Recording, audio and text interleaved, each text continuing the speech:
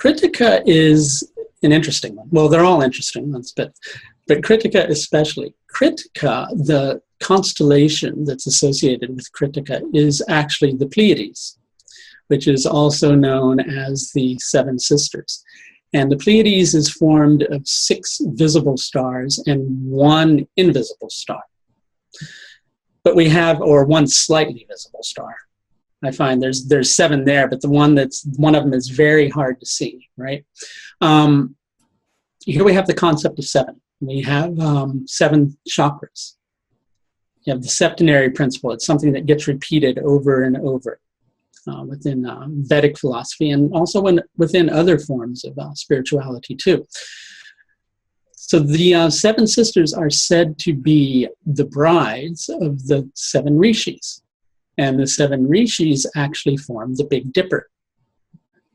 So there's a connection between the Big Dipper and the Pleiades, right?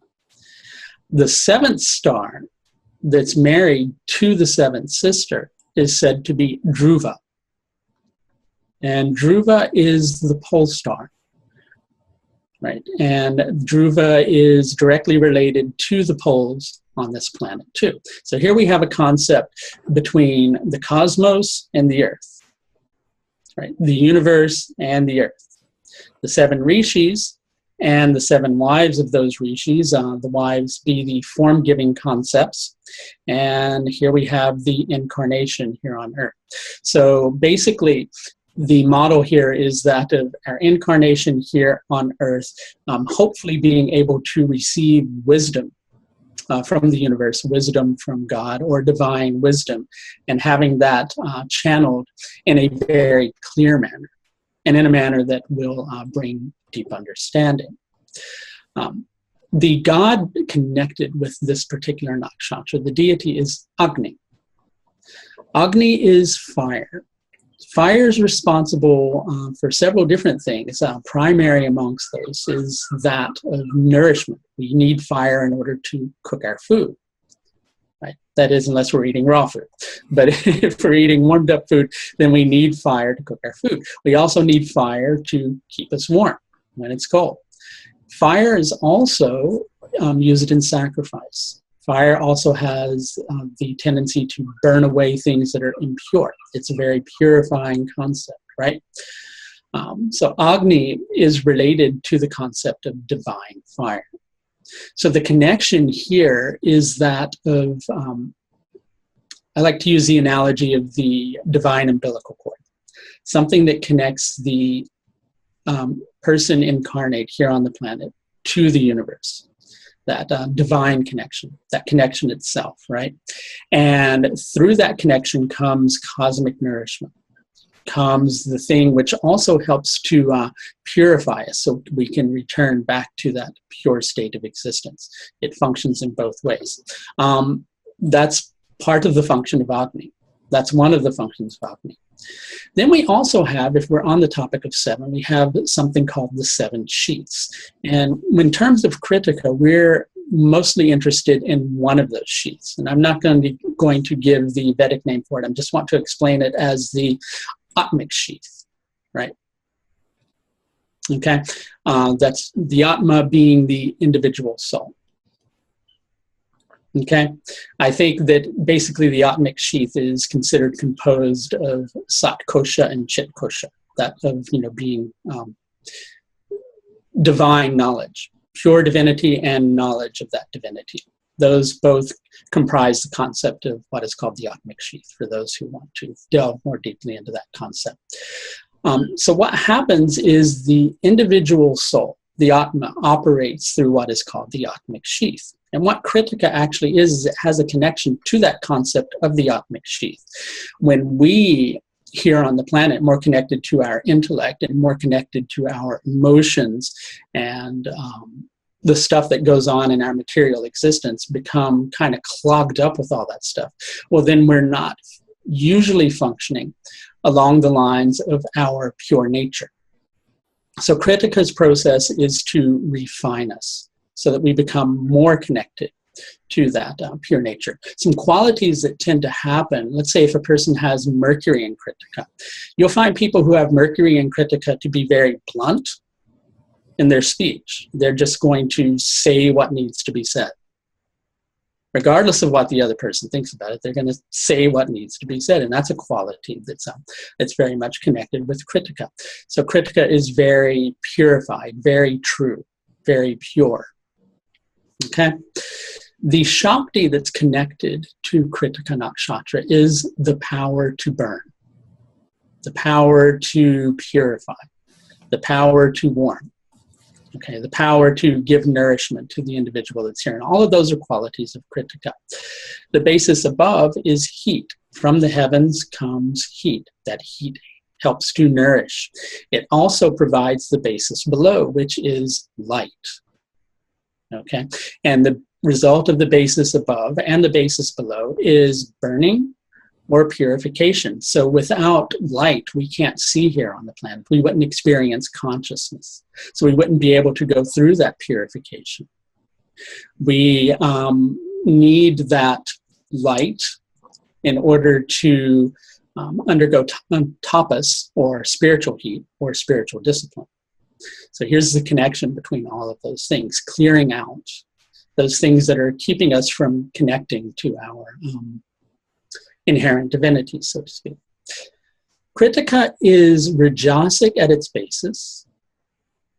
It builds upon that Rajasic energy with further Rajasic energy, and then brings about a state of Sattva, the Sattvic energy.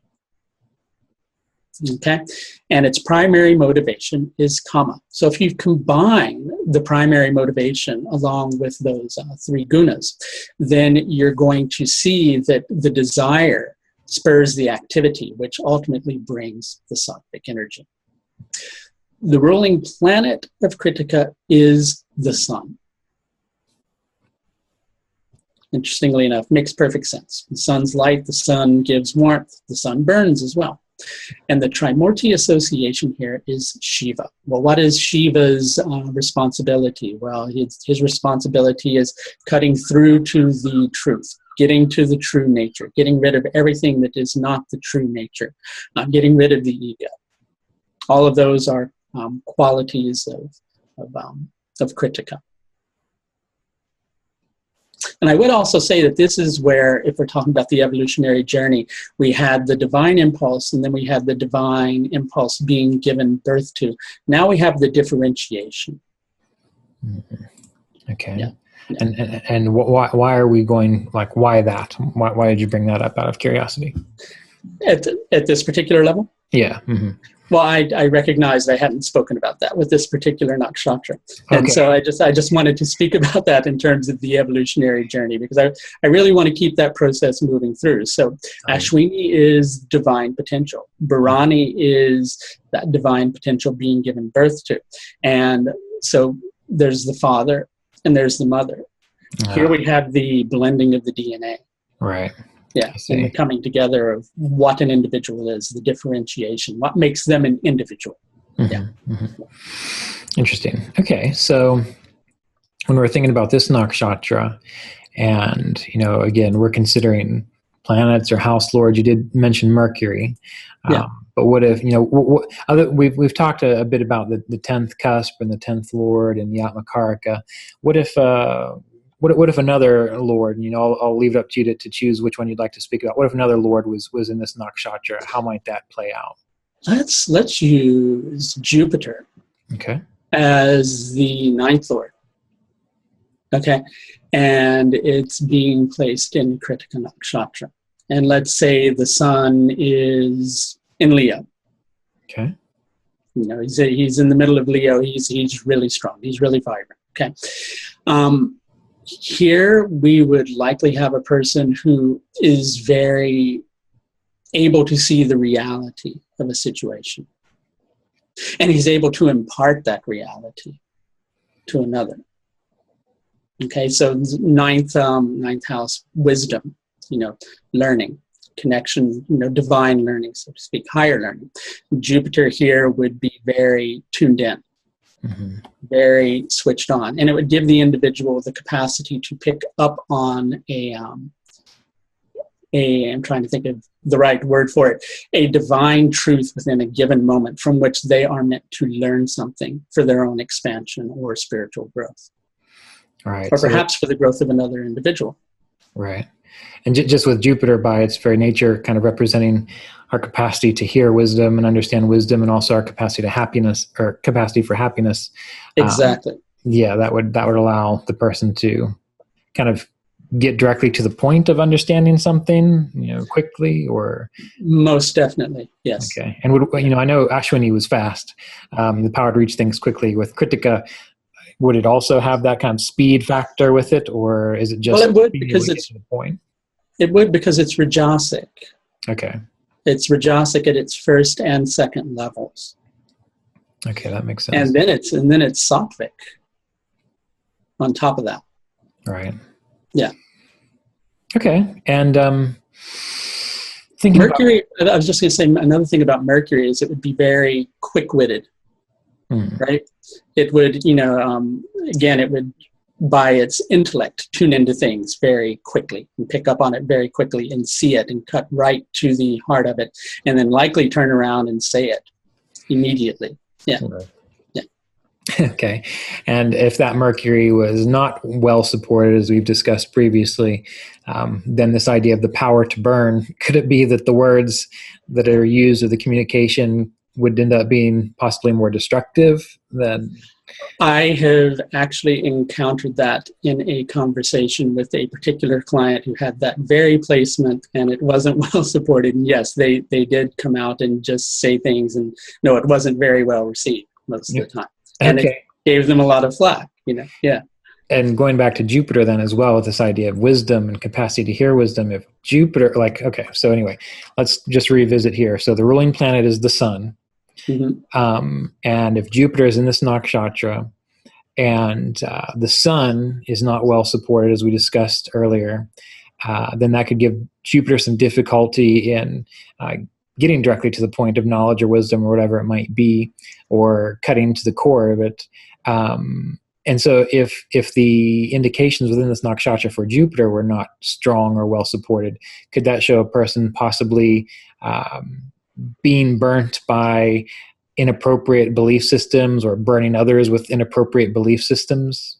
It could relate to that. Also, the one that immediately popped into mind with that is the person who is vain in terms of their wisdom and is therefore unable to learn.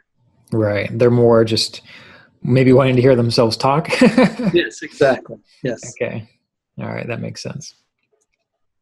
Good. And I don't think we talked about the Trimurti, did we, or did I forget about that? We did. It's Shiva. Shiva. That's right. Okay. Yeah. Okay. Yeah. Good. And then Shiva, is going to destroy the ego.